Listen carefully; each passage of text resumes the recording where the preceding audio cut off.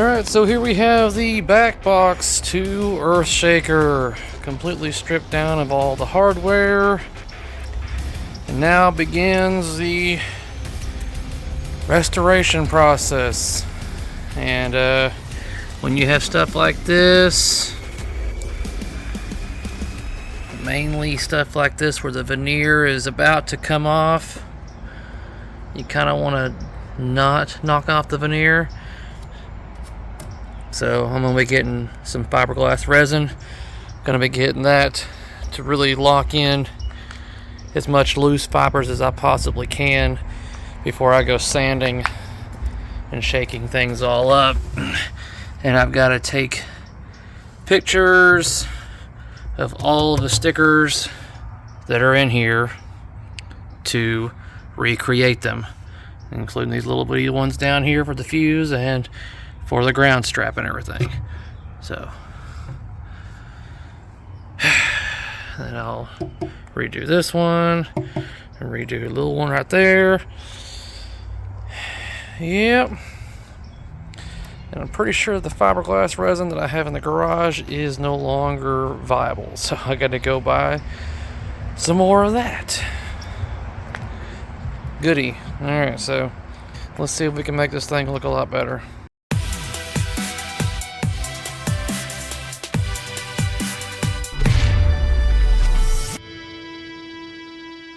All the cabinet wire harnessing right here. It's about to be thrown into the dishwasher to get these things looking a lot better than what they do right now.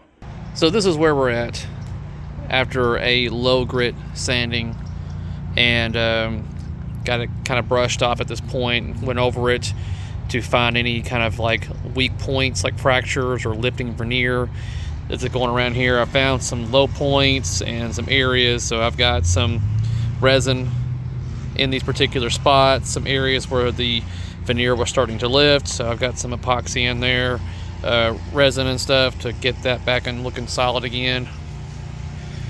Around the corners mainly, it's where the veneer was wanting to come up. So these areas right here came out really nice, actually. If I was to get the light and clean that off really good, you'd probably be able to see like right through this corner where the resin was at and stuff. So all the corners, they look pretty decent. Like right here, I had to do a little bit of touch-ups. There's some fracture right there, so I got some resin in there. So once this gets all nice and dry, then we're going to go over it with a high grit sandpaper to get things looking a lot more smoother. But that's where we're at now.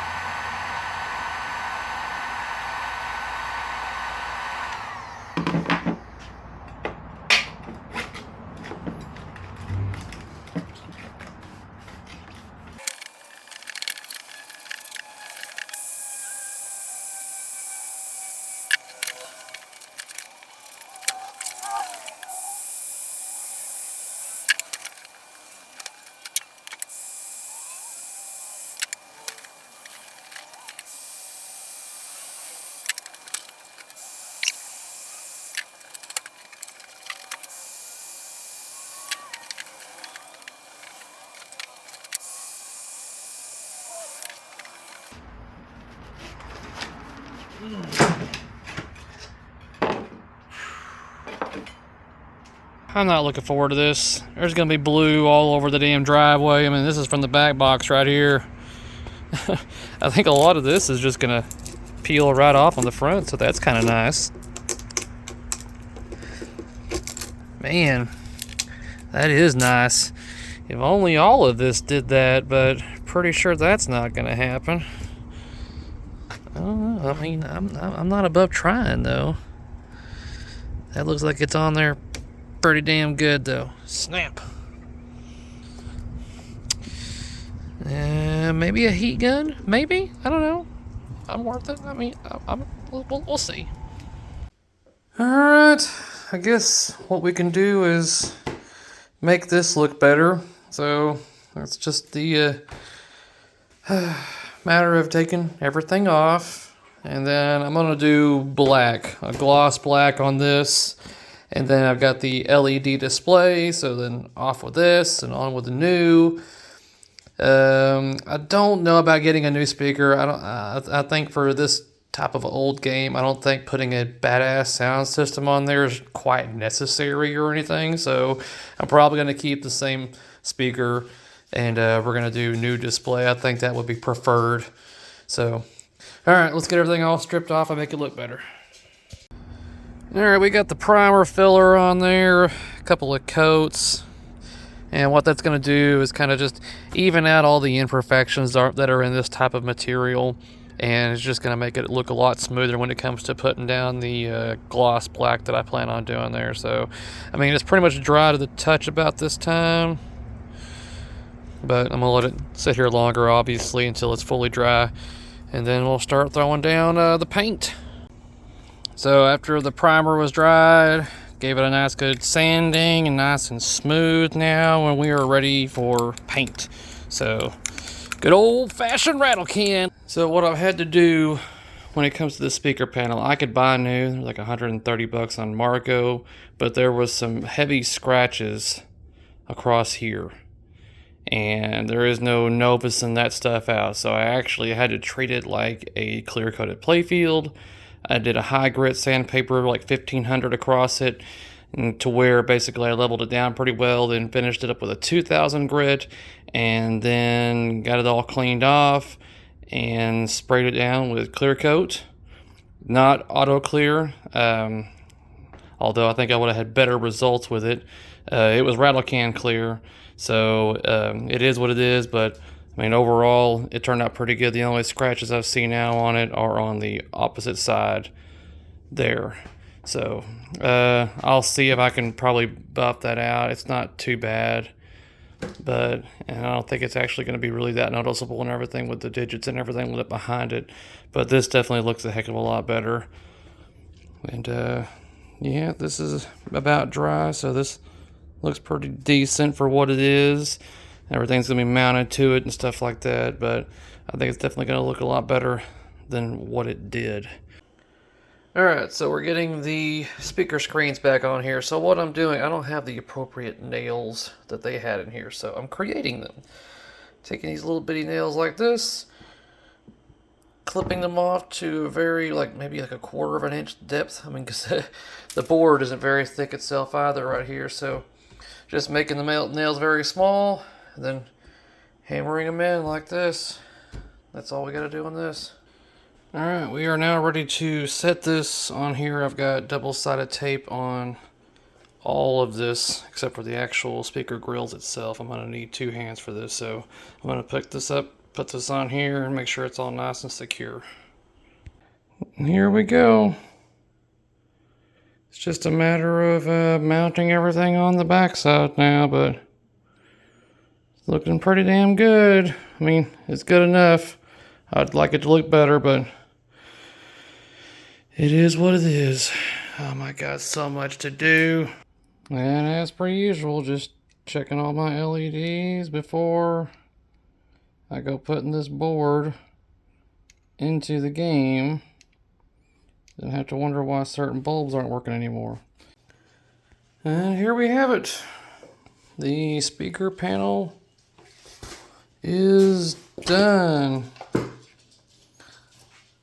Static electricity is making everything stick to this damn thing. But, yep. LED display is in there, ready to go. One piece of the puzzle is done. Oh, man. Painting in the dark. But, you know, when you're on a time crunch like this, you just got to make do with what time and what light source you have. And take a gamble on how it's going to turn out. I mean, it looks the way it does right now. It's got to finish wiping everything down with naphtha. That'll eventually dry out and it'll be good to go.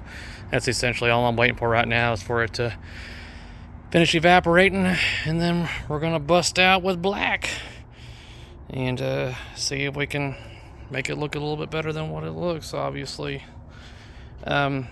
Mainly just going for coverage on the back box back here. As far as what goes around here, I'm going to be doing just the perimeters. I'm not sure if any of you've seen my previous videos, but I don't do an entire black coverage of this because I don't need to. There's no point in painting all this black because the decals that I get do not bleed through. So it's like I don't see the reason behind that, especially whenever you have a nice clean surface like that. The decal's going to stick and ain't going nowhere. Same thing when it comes to this side right here. So mainly just trying to cover here and here. And then we'll let that dry and everything. I gotta finish and get the heat gun out here and finish evaporating this stuff out. This MDF is a hell of an absorber. All right, here we go.